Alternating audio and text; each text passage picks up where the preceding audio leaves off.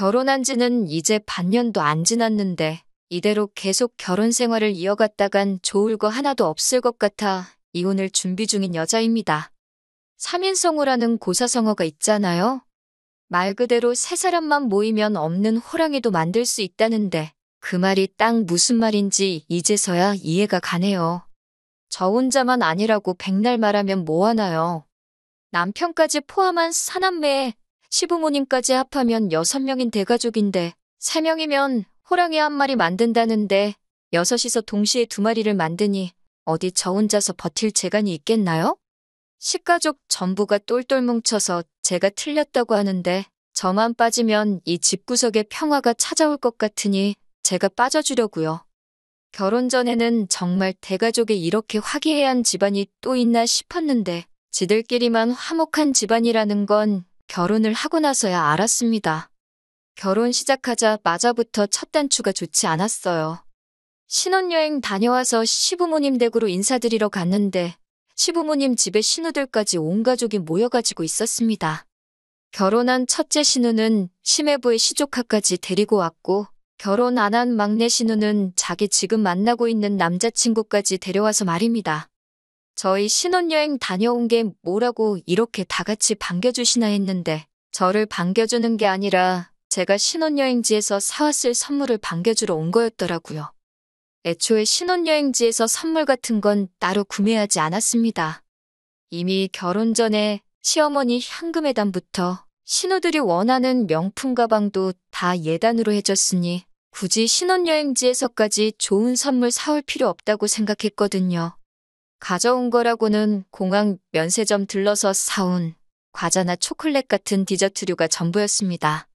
집에 두고 있다가 만날 때 하나씩 주는 것보다 한 번에 다 줄 수 있었기에 편한 건 있었는데 과자 사온 거 다 돌렸는데도 장난치지 말라는 식으로 진짜 선물을 꺼내보라 하더라고요.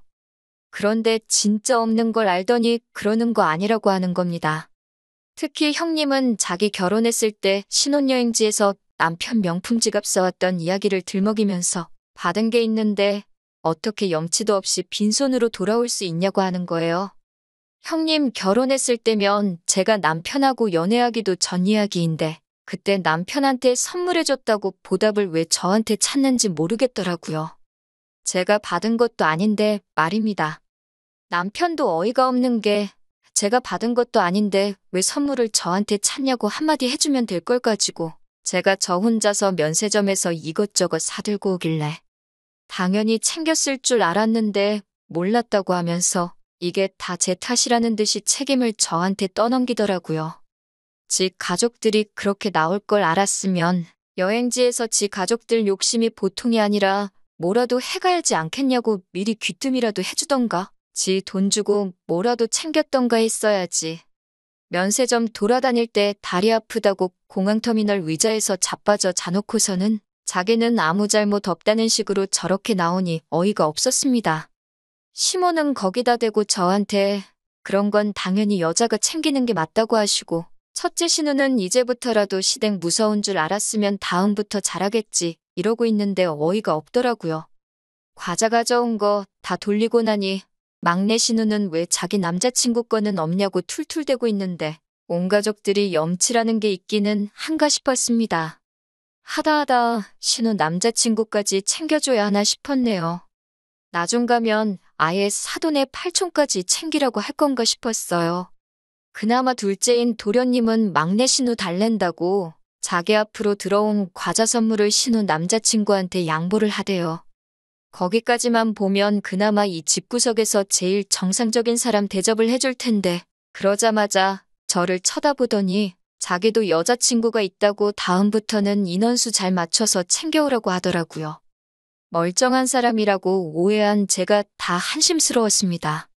시아버지는 저한테 제가 맏며느리니 앞으로 집안의 기둥이 될 텐데 식구들 잘 챙겨버릇해야 한다고 말씀을 하셨고요. 어찌저찌 인사는 다 끝내고 신혼집으로 향하는 길이었는데 솔직히 상황이 그 모양인데 집에 돌아가는 길이 당연히 분위기가 좋을 수가 없었지요. 남편하고 대판 싸웠습니다. 이게 무슨 꼴이냐고 자꾸 이런 식이면 나는 당신 가족들하고 절대 잘 지낼 수가 없다고요. 중간 역할 똑바로 해줄 거 아니면 앞으로 시댁에 무슨 일이 있으면 나는 빠지겠다 했습니다. 그리고 네 가족 챙길 일 있으면 알아서 직접 챙기라고 했어요. 제가 뭘 해주길 기대하지 말라고요. 각자 집은 알아서 각자 챙기자고 했습니다. 지금 후회하는 건 신혼여행 돌아온 첫날부터 이렇게 세게 신호를 줬는데 그때 빨리 결정 내리지 못하고 재빨리 정리하지 못했다는 거예요. 남편이 중간 역할을 잘 못하는 걸 고쳐서 쓸 수 있다고 믿었던 겁니다. 애초에 사상부터가 며느리라면 자고로 시가 식구들한테 찍소리도 못한다는 생각을 가지고 있는 놈을 고쳐서 쓰려고 했으니 거기서부터가 문제였지요. 신혼여행 다녀와서 2주일 뒤가 남편 남동생 그러니까 도련님의 생일이었어요. 생일 파티 한다고 시댁에서 모이기로 했는데 시어머니한테 전화가 왔습니다. 무슨 일인가 했는데 시동생 생일 파티하기 전날에 시댁에 와서 하루 자고 가라고 하더라고요. 왜 멀쩡한 신혼집 냅두고 시댁 와서 자고 가라는가는 안 봐도 뻔한 일이었죠. 식구가 많으니 먹는 입도 많다고 음식 준비 혼자서 못하겠다고 하는 소리입니다. 같이 사는 신우도 있는데 시동생 생일상을 며느리인 저한테 준비시킬 심산인 거죠. 회사 때문에 그렇게는 못할 것 같다고 했어요.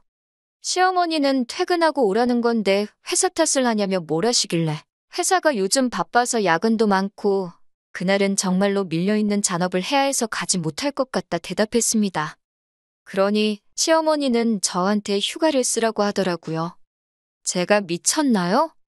시동생 생일상 차려주려고 며칠 안 되는지 휴가를 써버리게요. 거기에 결혼식 때문에 남아있는 휴가도 많이 없는 상황이었고요. 그러니 더욱더 저희 소중한 휴가를 시동생 생일상 차려주는데 쓰고 싶지 않았습니다. 시어머니가 그러면 자기 혼자 어떻게 그 많은 사람 음식을 준비하냐고 하더라고요. 시집간 큰신우 전업주부하고 있는데 큰신우 부르시라 집에도 아가씨 같이 살고 있지 않느냐 물어보려다가 더 길게 말해봐야 심호심기만 건드릴 것 같아서 저는 잘 모르겠고 그날은 휴가도 쓸 수 없고 안타깝게도 도와드릴 수 없다고 딱 잘라 말했습니다. 그리고 그날 저녁에 남편하고 같이 집에서 쉬고 있는데 시어머니한테 또 전화가 걸려왔어요. 당신한테 좋은 생각이 떠올랐다 하시더니 아직 도련님 생일까지 시간이 있으니 제가 퇴근하고 틈틈이 음식 한두 가지씩 미리 집에서 준비를 해놓으면 되겠답니다. 하지만 저는 여전히 제가 왜 시동생 생일상에 올라갈 음식을 해야 하는지 이해가 가지 않았습니다. 가만 대답하면 이제 앞으로 신우도 둘이나 되는데 신우 생일날도 상 차려오라고 하고 온갖 무슨 날마다 불려다니면서 시가족들 밥상 차리는 사람이 돼버리는 거 아닌가 하는 생각이 들어서 저도 일하느라 바쁘고 집에 돌아오면 아주 진이 빠진다고 그렇게는 못하겠다고 대답을 했지요. 그런데 시어머니가 저한테 서운하다는 겁니다. 애초에 그게 서운한 일인가 싶었고 저한테 이런 거 2번 다시 부탁도 하지 말라고 말하려 하고 있는데 남편이 전화기를 뺏어가더군요. 그러면서 자기가 잘 말하고 오겠다고 전화기 들고 방에 가서 심호하고 둘이 통화를 하더라고요. 며느리인 제가 싫다고 하는 것보다 남편이 말하는 게 낫겠다 싶었고 저도 조금 감정이 격해져 있어서 더 이야기했다가 시어머니하고 싸울 수도 있겠다는 생각이 들어서 남편이 알아서 잘 처리하도록 맡겼습니다. 한 10분쯤 지나서 남편이 방에서 전화 끝내고 나오더라고요. 그런데 방에서 나오면서 제 눈치를 살살 보면서 말을 꺼내질 못하더라고요. 어떻게 하기로 했냐고 다그치니 그제서야 자기 체면 좀 살려주면 안 되냐고 하는 겁니다. 엄마가 저렇게 기대를 하는데 못해간다고 어떻게 말을 하냐고요. 남편하고 또 한판 뒤집어지도록 싸웠네요. 내가 도대체 왜 네 동생 생일상에 올라갈 음식을 해야게 하냐고요.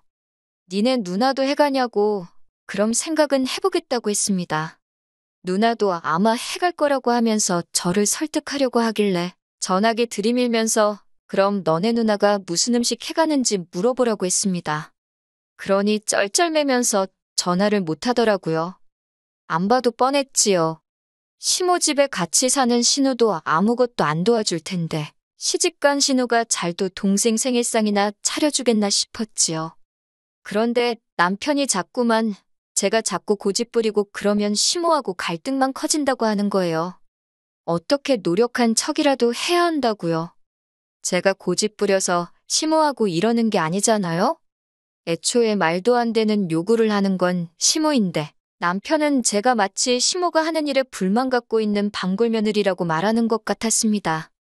남편한테 그렇게는 못한다. 어머님한테 다시 전화드리겠다 한참 실랑이 하다가 남편이 그러면 그냥 음식을 우리가 사가자고 사가서 우리가 해온 척 하면 되지 않겠냐고 하는 겁니다. 어차피 남편, 시어머니 뜻 거역도 못할 테고 저를 설득하려고 들게 뻔했기 때문에 알아서 하라고 했습니다. 다만 메뉴 고르는 것부터 전부 다 네가 하라고 나는 그냥 시댁에서 적당히 맞장구나 쳐주겠다 했지요.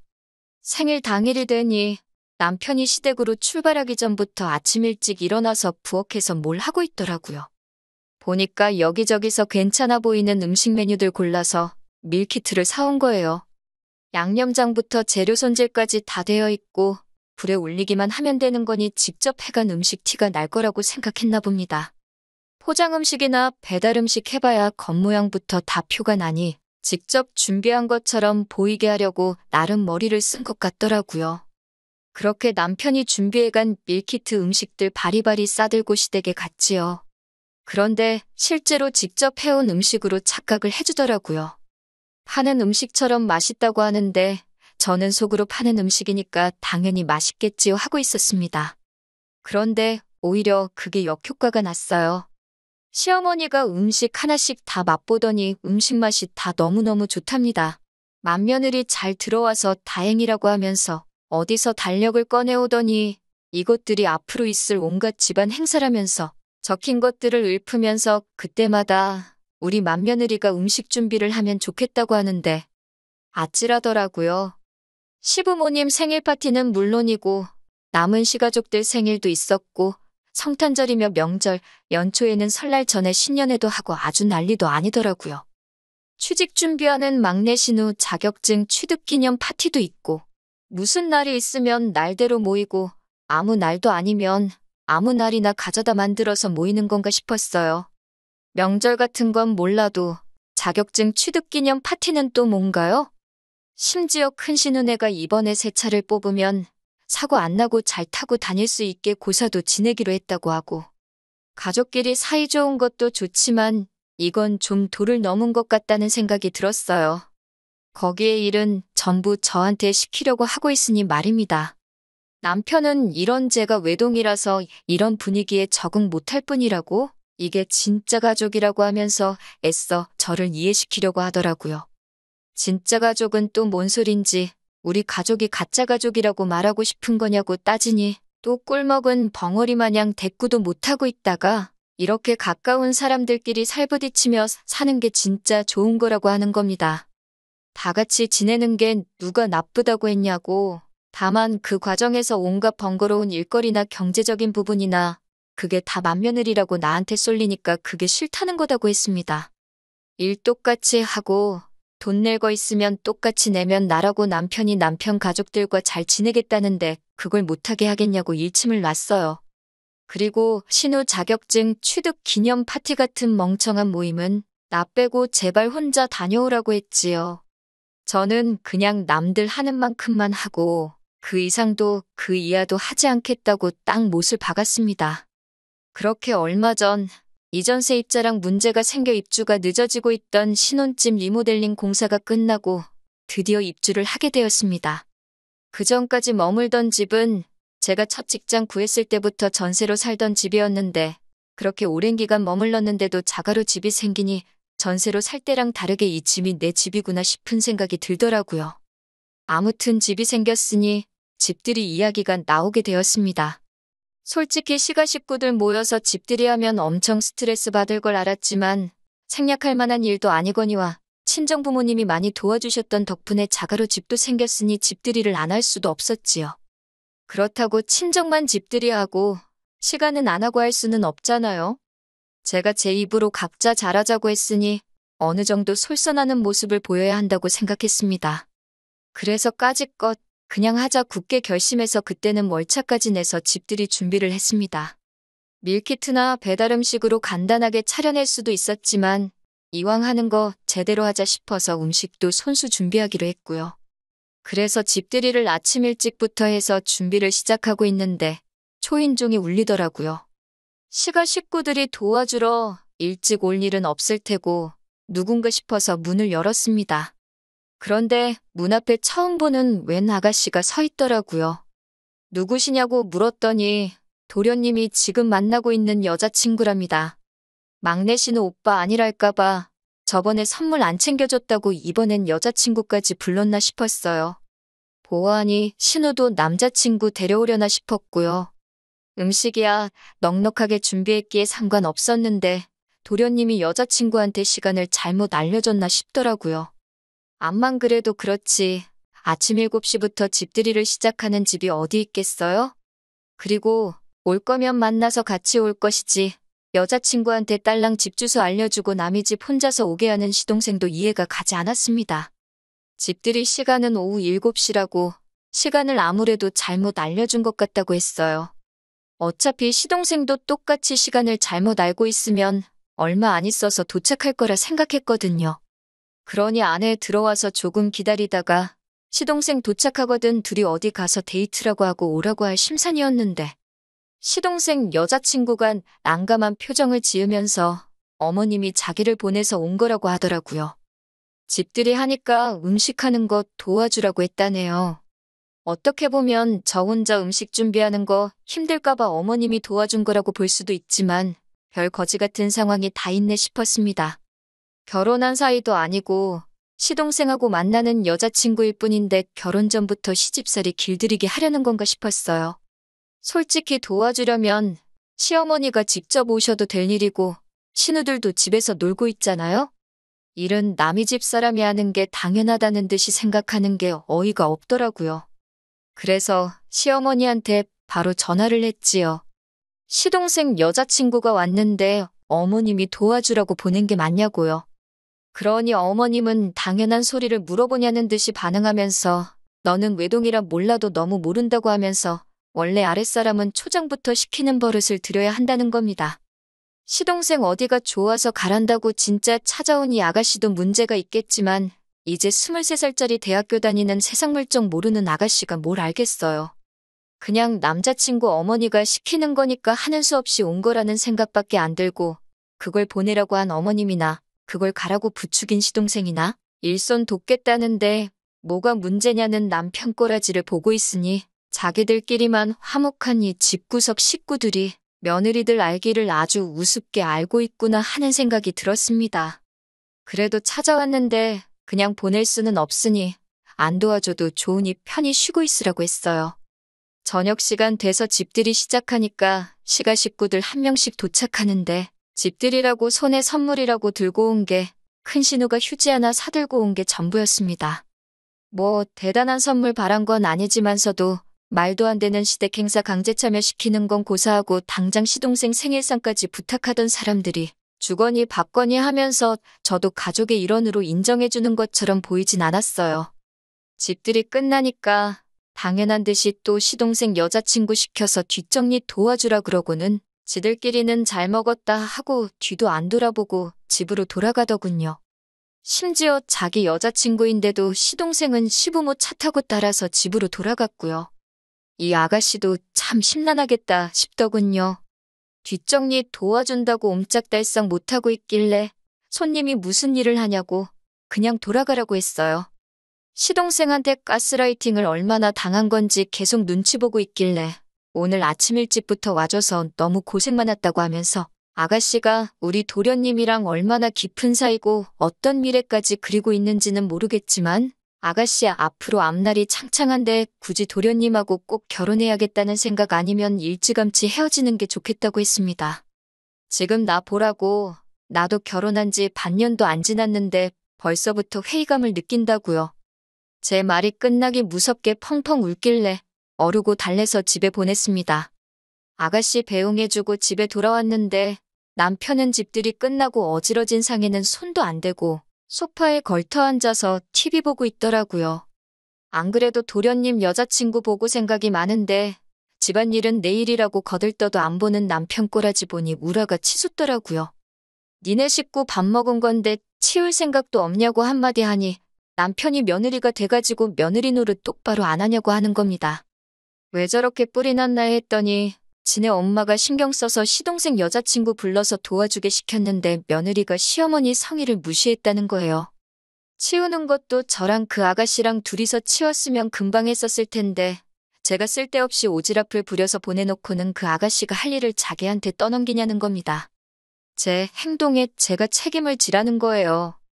지금 시어머니가 며느리도 아니고 며느리가 될 사람도 아닌 아예 남의 집 멀쩡한 딸을 불러다가 일을 시키는 게 맞다고 생각하느냐 물었더니 여자가 잘해야지 집이 편한 거 아니겠냐고 하는 겁니다. 연애할 때부터 저렇게 잘하는 동생 여자친구를 보고 배우라는 거예요. 자기가 몇 번 참아줬더니만 며느리가 돼가지고 당연히 할 일을 안 하려고 하냐면서 저보고 며느리 노릇 똑바로 하라고 하더군요. 어차피 동생이랑 그 아가씨랑 결혼하면 제 쫄다고 생기는 건데 지금부터 확실히 가르쳐 놓는 게 맞다고요. 그 말을 들으니 남편이나 시가족들이 평소에 어떤 생각을 가지고 사는지 확신이 생기더라고요. 말은 동서 생기면 동서가 서열 맨 마지막이고 제가 수족처럼 부릴 수 있으니 그때 가서 제가 편해진다고 하지만 결과적으로는 저는 시댁에서 뒤에서 두 번째라는 거잖아요. 지난 몇 개월 동안 남편이 중간 역할 조금만 해주면 식가족 일로 싸울 일도 없고 잘 지낼 수 있을 거라고 생각했던 제 자신이 다 한심해지더라고요. 사람 고쳤을 수 없다는데 이건 남편 한 명만 고친다고 될 일도 아니었던 거예요. 오히려 이 집 식구들 중에 혼자 이게 틀리다고 생각하는 제가 비정상이었던 거예요. 이 결혼 생활 끝까지 끌고 가봐야 저도 똑같은 사람 되겠다 싶더라고요.